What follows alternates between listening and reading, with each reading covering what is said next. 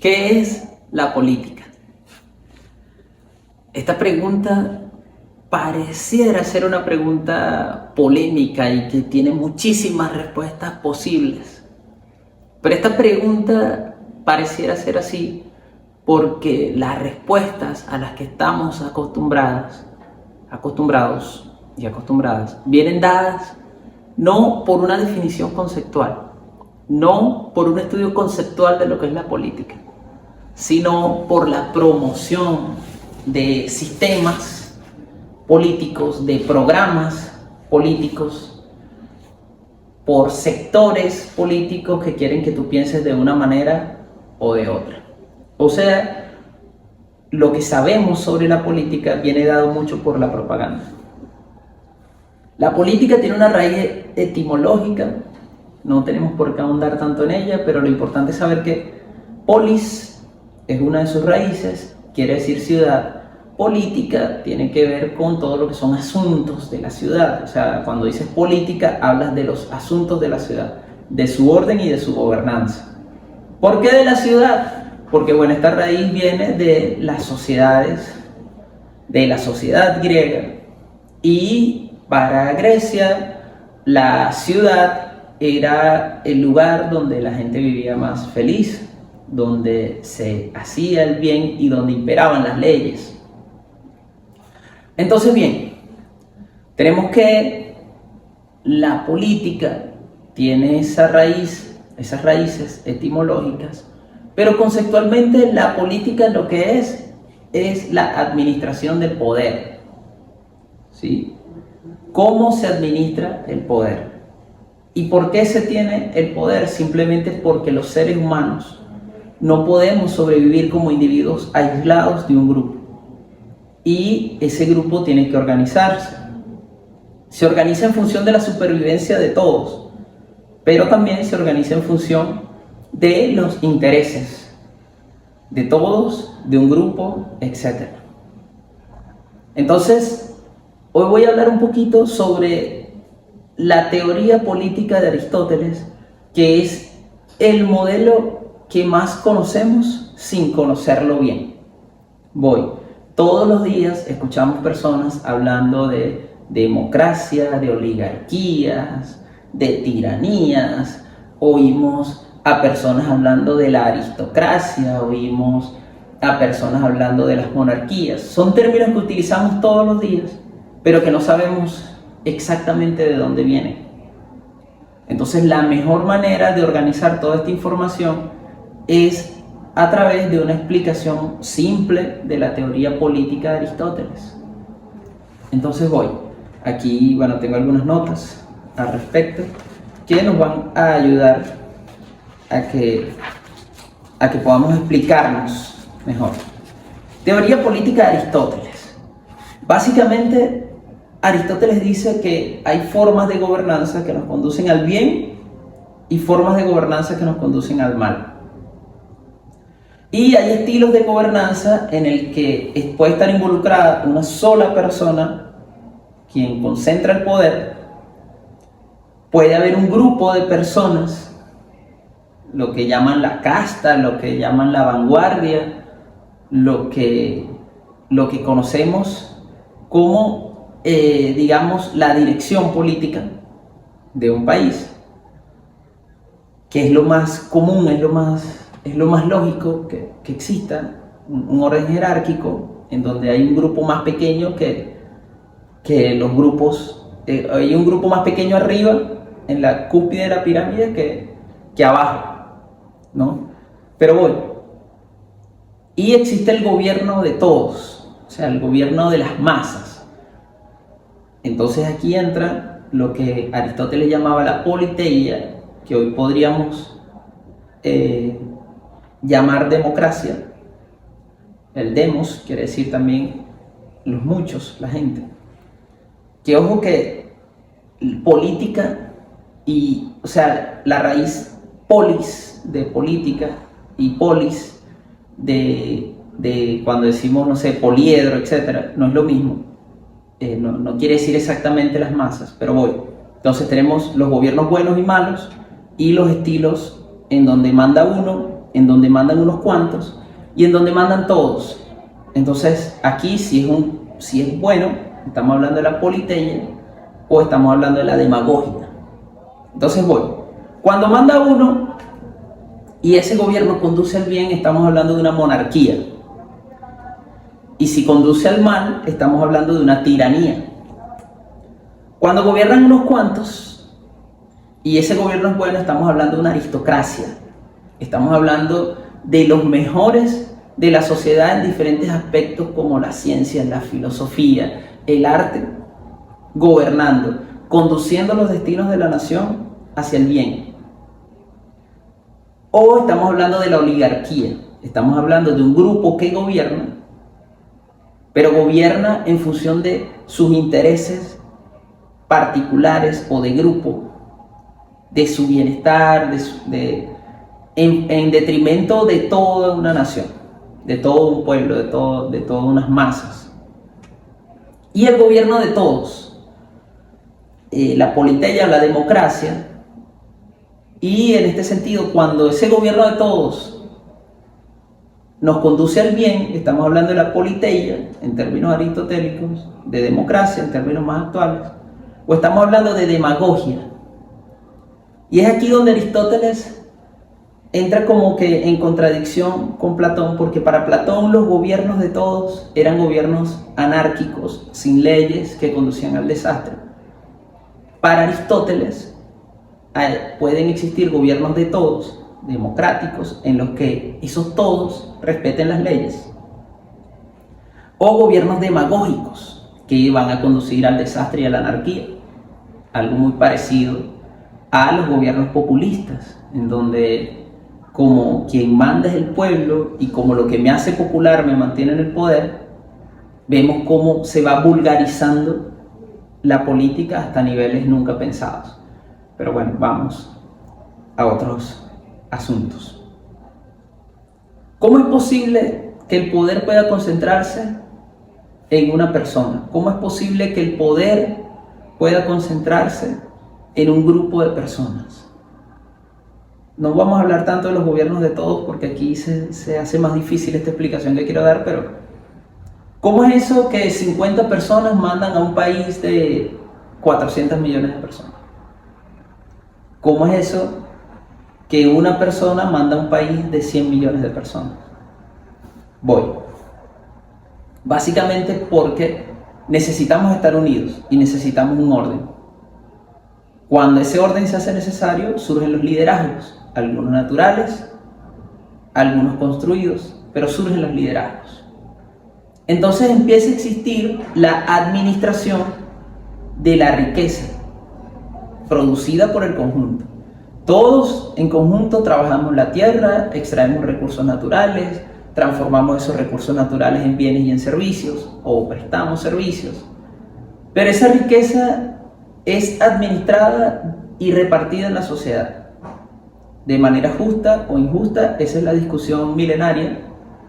Vamos a lo que voy. Entonces, las relaciones sociales de producción son el primer cimiento de lo que conocemos como el Estado. Ubi societa, ubi ui, dicen los abogados. Donde hay sociedad, hay derecho, hay leyes, hay organización social y hay distribución de la riqueza. ¿Y cómo el Estado administra esa riqueza? Bueno, lo primero, a través de la garantía, el resguardo de la propiedad privada. Existe la propiedad privada en las sociedades y es el Estado quien dice cómo se va a ejercer esa propiedad privada.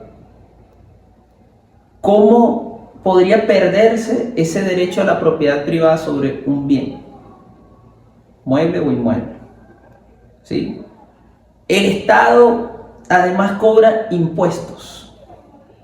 Por supuesto, el Estado tiene unos deberes, pero básicamente administra la forma en que se distribuye la riqueza en una sociedad, cobrando impuestos, garantizando y administrando la propiedad privada, social, los diferentes modos de propiedad. Después, entonces tenemos el otro cimiento de un Estado, que es la coerción social.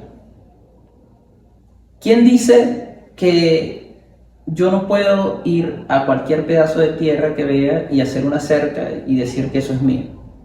Pues el Estado. Y si yo lo hago, ¿cómo el Estado me saca de esa tierra? Pues a través de la coerción. Entonces tiene la policía, entonces tampoco puedo robar una panadería porque voy a recibir una sanción. El Estado sanciona, el Estado prohíbe conductas que vayan en detrimento de la existencia de una sociedad a través de la coerción social. Pero no todo se puede hacer con coerción social. Tú no puedes poner un policía detrás de cada persona que vive en una sociedad, detrás de cada ciudadano. Entonces viene la conciencia de la gente.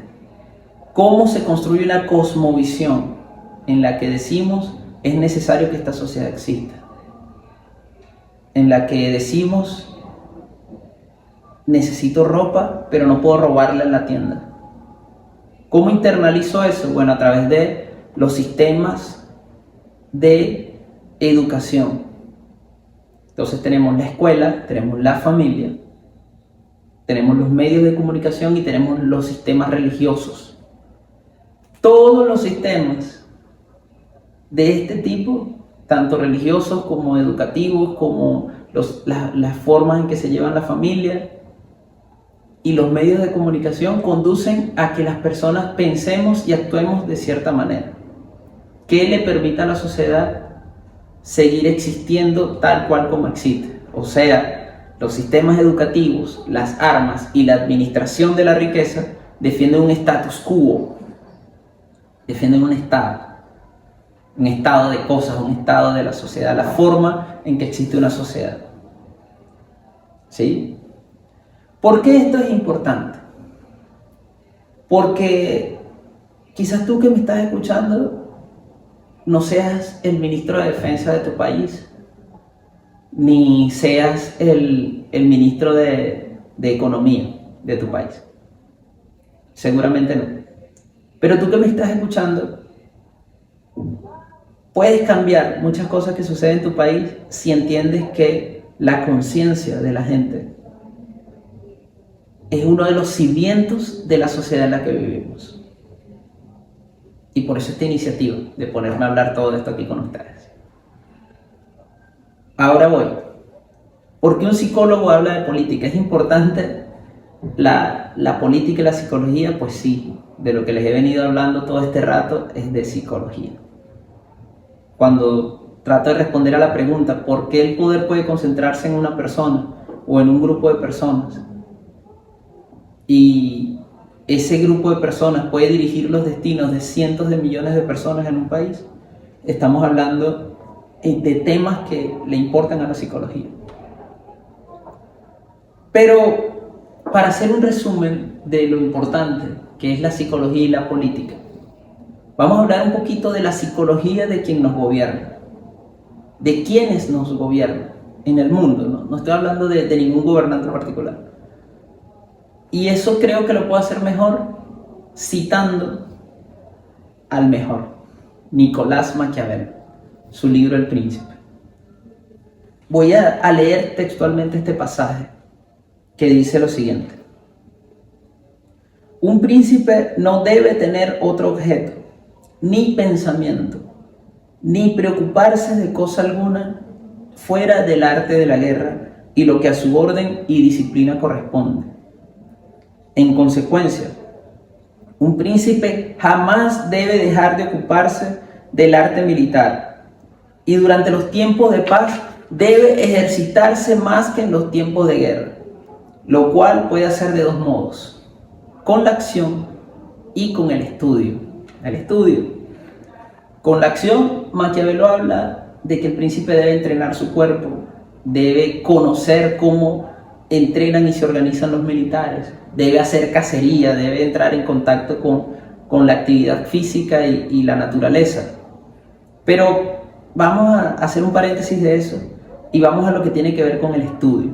Dice Maquiavelo: en cuanto al ejercicio de la mente, psicología y política, en cuanto al ejercicio de la mente, El príncipe debe estudiar la historia, examinar las acciones de los hombres ilustres, ver cómo se han conducido en la guerra, analizar el porqué de sus victorias y derrotas, para evitar estas, las derrotas, y tratar de lograr aquellas, las victorias. Esta es la conducta, psicología y política, esta es la conducta que debe observar un príncipe prudente. No permanecer inactivo nunca en los tiempos de paz, sino, por el contrario, hacer acopio de enseñanzas para valerse de ellas en la adversidad, a fin de que, si la fortuna cambia, lo haya preparado para resistirle. Entonces vemos que los políticos entienden esto, aunque quizás no nos dé la impresión cotidiana de que los políticos estudian, se forman y hacen acopio de enseñanzas, pues sí lo hacen. E igual debemos hacerlo nosotros en la sociedad, desde ese cimiento del Estado, de la sociedad, que es la conciencia. Debemos cada día aprender más, dejarnos convencer menos por la emotividad de un mensaje y ver los argumentos que componen ese mensaje, si nos convienen o no nos convienen. Como les dije, en este caso no estoy promoviendo ningún modelo político, ni ningún partido político, ni nada específicamente, sino hablando conceptualmente de la política. Espero tus comentarios, espero que esto sea útil para alguien, y si es así, puedes escribirme también al DM y conversamos cualquier duda, cualquier inquietud o cualquier aporte, porque esto es mucho más extenso de lo que yo estoy hablando aquí y podríamos profundizarlo muchísimo más con los conocimientos que tú quieras aportar y traer aquí. Yo, por supuesto, encantado lo replicaría si considero que es bueno y que aporta a esta iniciativa que estoy llevando hoy en día a cabo. Saludos, paz y amor para todos.